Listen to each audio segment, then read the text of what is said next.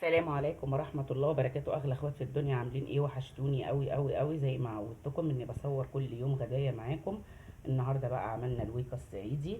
طبعا مفيش بامية في السوق دلوقتي، أنا مشترية دي من السوبر ماركت مجمدة. دي بامية صعيدي بعملها. بحطها في شوربة لحد ما تستوي، وبعد كده بضربها في الخلاط وبعمل لها طشة زي الملوخية بتتاكل بعيش. وعملت كمان بسلة جميلة، عايزه اقول لكم من ساعه ما اتجوزت عمري ما عملتها، اول مره اعملها. دي بسله برضو اللي هي بسله بسمه بالجزر.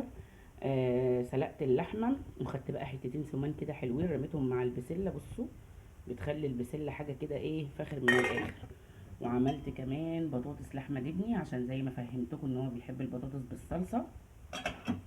وعملت كمان الرز اهو لسه بيتشرب، رز بشعريه، بقالي كتير ما عملتهوش بشعريه.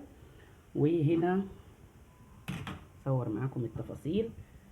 سلقت اللحمه اهي، ودي الشوربه بتاعتها. بحط على الشوربه بصل وتوم وطماطمايه واي توابل بقى انت عايزاها، بس ما تكتريش توابل عشان الشوربه ما تغمقش منك.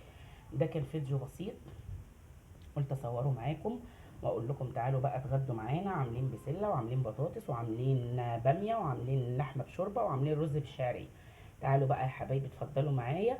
وما تنسوش اللي مش مشترك في القناه يشترك وتحطوا لي اللايك وتعليق حلو منكم، وتدعوا لي كده ان ربنا يشفي محمد واحمد يا رب، ويشفي كل مريض ويخلي لكم اولادكم، وكل سنه وانتم طيبين ويجعلها سنه سعيده عليكم، ويشفي كل مريض ويخلي لكم ولادكم يا رب يا حبايبي.